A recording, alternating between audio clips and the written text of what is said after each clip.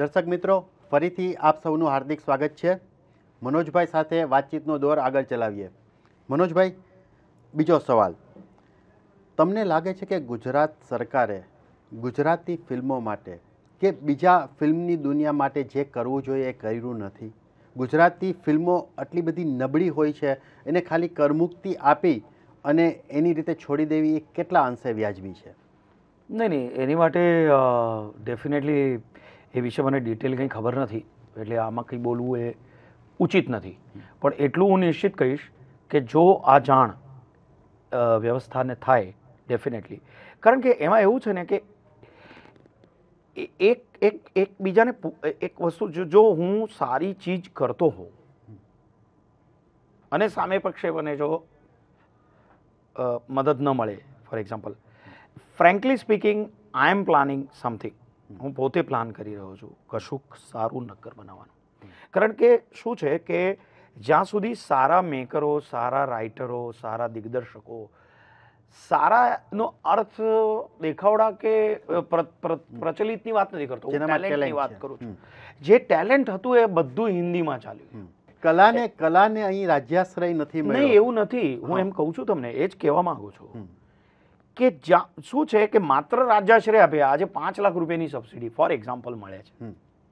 એ 5 લાખ રૂપિયાની સબસિડી મેળવવા માટે સામાન્ય એચડી કે વિડીયો પર શૂટિંગ કરી એને હું ફિલ્મ પર પ્રોજેક્ટ કરું અને 5 લાખ રૂપિયા સરકારના લઉં, તો મારા હિસાબે તો સરકારે 5 લાખ રૂપિયાની સબસિડી પહેલાં બંધ કરી દેવી જોઈએ. અને આ તમારો વિચાર સારો છે, જે કદાચ આપણે લેખિત સ્વરૂપે પહોંચાડશું. અને ડેફિનેટલી વિકાસ દરેક ક્ષેત્રમાં, દરેક ખૂણામાં થવો જોઈએ, પણ એ સામે પક્ષે પણ એટલું જ પ્રદાન હોવું જરૂરી છે. માત્ર ધારો કે કાલે ઉઠીને સબસિડી સરકાર વધારે કે 15 લાખ કે 20 લાખ કે 25 લાખ સબસિડી કરે, ફોર એક્ઝામ્પલ આપણે એમ માની લઈએ, તો જો એ દરજ્જો નહીં હોય, એ ક્લાસ સબ્જેક્ટ નહીં હોય, કશું જ નહીં હોય, તો માત્ર પૈસા લેવા માટે સરકારના પૈસા એટલે શું ઝાડ પર ઉગ્યા છે? એટલે ના, આ વ્યવસાય સાંભળી લો, આ વ્યવસાય છે. આજે મરાઠી ફિલ્મ ઇન્ડસ્ટ્રી, હું મહારાષ્ટ્રમાં રહું છું, મુંબઈમાં રહું છું, મને ખબર છે મહારાષ્ટ્રની અંદર 15 થી 20 ફિલ્મોને 25-30 લાખ રૂપિયા સબસિડી આપે છે. આજે માંડ ક્યાંક ચાલવા માંડ્યું છે, પણ એટલી એક મરાઠી ફિલ્મો બહુ જ દરજેદાર બને છે, પણ એનો બિઝનેસ થાય છે એવું નથી. સાઉથની વાત કરીએ તો સાઉથ સાથે ગુજરાતની કમ્પેરિઝન કરીએ તો ગુજરાત ક્યાંય છે જ નહીં. અને એની વસ્તુ એવું છે કે ગુજરાતી ફિલ્મ, ગુજરાતી નાટક કે ગુજરાતની કોઈ પણ કલા અને એને જે સરકાર તરફથી મળવું જોઈએ એ મળતું નથી. માત્ર સરકાર, એક મિનિટ, હું ગુજરાતની છાપ ખાલી વેપારીઓ તરીકે જ રહી જાય છે. ને હું એમ કહું છું, એની માટે સૌથી પહેલું શું જરૂરી છે? ભાષાની દાજ. આજે હું મારી માતૃભાષા, મારા દીકરાને ગુજરાતી ભાષા પ્રત્યે, ગુજરાતી સંસ્કૃતિ પ્રત્યે, મારા કલ્ચર વિશે, મારા રૂટ વિશે જો હું જ એની અંદર એ ભાવના નહીં પેદા કરું, તો કાલે કોઈ આવીને ફોરેનર નથી પેદા કરવાનો. તો એ વસ્તુ પણ આપણું, ઇટ્સ નોટ ધેટ અરસપરસ છે. જો હું જ્યાં સુધી સારી ફિલ્મ નથી બનાવતો, ધારો કે હું કાલે ઉઠીને કે મારા જેવા બીજા કોઈ પણ મેકર, આજે અહીંયા કંઈ મેકરો નથી એવું નથી, પણ એક દરજ્જો હોય કંઈક. આજે સિંગલ થિયેટરોના પ્રોબ્લેમ્સ છે.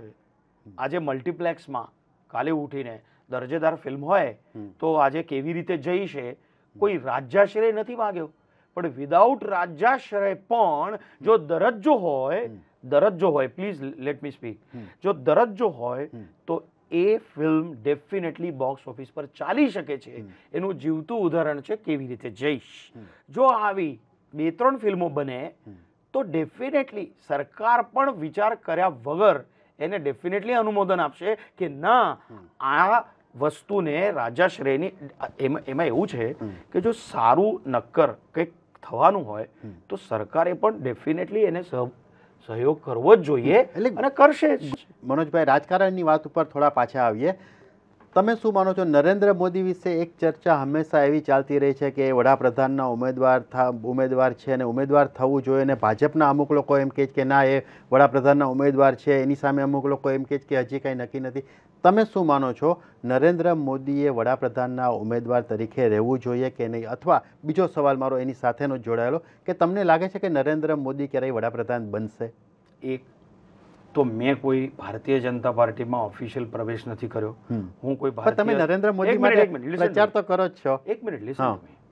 કોઈ પણ પાર્ટી વિશે કોઈ પણ વસ્તુ બોલવા માટે હું કઈ પ્રમાણભૂત નેતા નથી. તમે જાહેર સભામાં અલ્ટિમેટલી આ જ બધી વાતો કરો છો. હું આગળ બોલું છું ને કે કોઈ પક્ષવાથી હું બોલવા માટે ક્યાંય નથી. મારો મુદ્દો એવો છે, મારું પોતાનું મંતવ્ય એવું છે કે આ દેશની અંદર જે રાષ્ટ્રધર્મનું પાલન કરતો હોય, રાષ્ટ્રધર્મ એટલે કે સમાજ, પ્રજાના છેવાડે સુધીના લોકોનું સુખ અને સમૃદ્ધિ, એ પ્રજાના સુખ માટે ઝટતો નેતા, નહીં કે પોતાના અંગત લોકોને અમુક હોદ્દો આપી દીધો, આ મારો મિત્ર છે માટે એને આપ્યો, આ મારો જમાઈ છે માટે એને લાવ્યો, આ મારો દીકરો છે માટે એને બેસાડ્યો. આ પ્રકારના કોઈ પણ જાતના આસક્તિ વગરનો જો કોઈ નેતા હોય તો એ છે નરેન્દ્ર મોદી. એક મિનિટ. અને આ નેતા દેશનું પ્રતિનિધિત્વ કરવા માટે, આ દેશના વડાપ્રધાન બનવા માટે મારા હિસાબે અત્યારે ભારતમાં આટલો નરેન્દ્ર મોદી જેવો સક્ષમ નેતા મને નથી દેખાતો. એટલે Narendra Modi is perfect candidate four PM. આ મારું 100% મત છે. એમની નરેન્દ્ર મોદી વિશે તમે આટલી સારી વાત કરો છો, તો પછી એમના જ લોકો ભારતીય જનતા પક્ષમાં જે એક સમયે એની સાથે હતા, એ જ કેશુભાઈ પટેલને બીજા કેમ એનાથી નારાજ થઈને જુદો મોરચો માંડીને બેઠા છે? કંઈક ખૂટતું હોય, કંઈક ઓટોક્રેસી, એવું ક્યાંક એવું લાગે. મેં આનું ઉત્તર તમને મોઘમ રીતે, સાચી રીતે આપ્યું છે કે કોઈ પણ જાતની આસક્તિ વગર. અન્ડરસ્ટેન્ડ, પ્લીઝ અન્ડરસ્ટેન્ડ આસક્તિ શબ્દનો અર્થ કે મને આ તમે આપ્યું એટલે હું તમને આ આપું, આવી પ્રકારની સત્તાલોલુપ રાજનીતિ છે ને, એનાથી પરે છે નરેન્દ્ર મોદી. અન્ડરસ્ટેન્ડ. હવે બીજા બધાને ક્યાં મૂકવા, એ લોકો કયા પ્રકારના છે, શું કામ નહીં જામતું હોય, એની પાછળનું પણ કોઈ કારણ છે, એ મને નથી ખબર. પણ આ માત્ર એક એવો નેતા છે જે કોઈ પણ જાતના આ સામાન્ય પરિબળોને ધ્યાનમાં રાખ્યા વગર માત્ર પ્રજાના સુખ માટે રાજનીતિ કરવા માટે પ્રેરાયેલો, શુદ્ધ રાજનીતિ કરવા માટે પ્રેરાયેલો એકમાત્ર નેતા છે. અને અત્યારે આપણે જ્યારે દેશમાં જોઈએ છે ત્યારે માત્ર સત્તાલોલું પોતાની, આજે હું તમને કહું, મહારાષ્ટ્રની અંદર કૃપાશંકર સિંહ નામના નેતા છે કોંગ્રેસના, કેટલા હજાર કરોડ માં સપડાયા છે. શું થયું એનું? આજે એક નેતાની વાત નથી કરતો હું, કેટલા નેતા, કેટલા કૌભાંડો છે, શું થયું એનું? શું કામ થાય છે આવું?